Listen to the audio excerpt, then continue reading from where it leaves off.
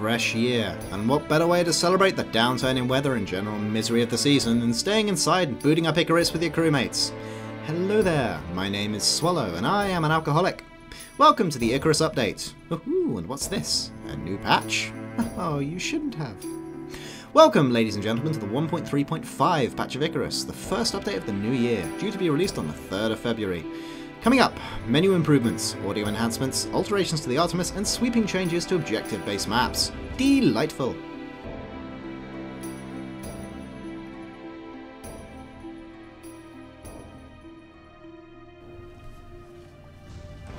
Yet more improvements to the user interface. This time around, Muse addressed several common complaints from players in relation to the UI of both the lobby and the game itself. For starters, we're free! No more, my friends, shall the tyranny of the quick join button plague our every click.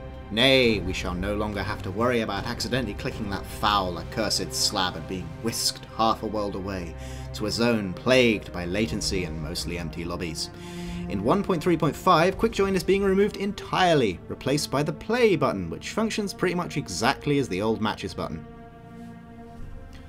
The match list has been rearranged to show matches still in lobby above matches currently in progress in order to provide more visibility to those currently in waiting. It turns out that Muse seriously underestimated the sheer player demand for Icarus over the holidays. The previous state of affairs was actually forcing match lobbies off the front page in favour of in-progress games. Shocking stuff, I think you'll agree. But still, they fixed it, which is nice. While we're on the topic, the player logbook has been condensed. You'll find the majority of the old summary page with the progression tab in the log tab, which means that, if you're anything like me, you'll only have to weep over the utter horror of one page of your personal statistics. Christ, how did my accuracy get that low? I'm not that bad. Aha, now here is something that's been causing the balancing team a headache or two, and I really can't blame them. CTF. The objective-based maps have, in the past, tended to list heavily towards team setups possessing both the speed to take the points and the firepower to defend them. Sensible teams, in other words. However, dislodging such teams once they have control over the points can be a real pain in the orcum. Patching is clearly required.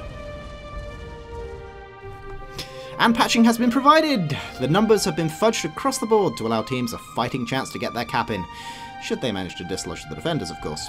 However, these matches have also been shortened, with the number of points required for victory being slashed dramatically. The affected maps are the monstrous Flayed Hills, the icy reaches of Anglian Raiders, Labyrinth's Twisted Wreckage, Raid on the Refinery, and possibly the most requested gameplay change since Skyworlds, and a map I can personally guarantee that at least 3 of the Muse team dislike as much as the rest of us, Desert Scrap. If you've missed the notes up on the screen, you can rewind once more to indulge in my dulcet tones. Or, if the thought of that gives you a bit of a headache, and I really can't blame you, feel free to check out the official forum post, where the numbers are posted out for your migraine-free enjoyment. Speaking of migraines, I am sure that, by now, at least a few of you must have come across the players that will, unfortunately, just not shut up. Be it playing loud music, screaming anti-Semitic sentiments, or just being generally annoying, we've seen our fair share of trolls.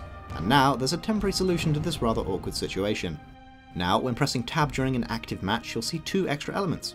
Firstly, you'll now be able to see each player's numerical rank in their chosen class, in case you didn't see that in the lobby somehow. There is also a brand new clickable icon next to each member of your crew, and, in the event that you're a captain of a ship, you'll also see the same icon around allied captains. Clicking this will mute them! It's really that simple. Let's look at an example. You'll notice that this man is angry.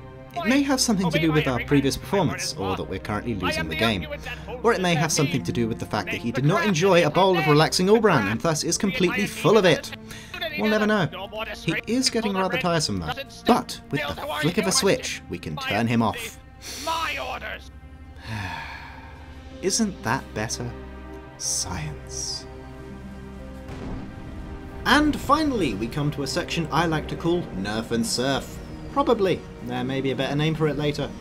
In the 1.3.5 patch, the Artemis light rocket launcher is being toned down, with a reduced muzzle speed and area of effect. Its damage, however, is unchanged, so don't expect those Artemis junkers to stop drilling holes in your rear engines anytime soon. As long as they're aimed correctly, of course. Well, that's it for this time. 1.3.5 will be active tomorrow, Monday the 3rd of February, so be sure to drop in to see the latest changes for yourself. As always, you can find a full list of fixes and alterations on the forums, linked in the video description, including details on fixes involving spectator mode and a solution to floating above guns and engines, particularly on the Spire. All that remains is for me to bid you farewell, and wish you the best of luck out there in the untamed skies. As always, I've been Swallow, and this was the Icarus Update. Stay safe.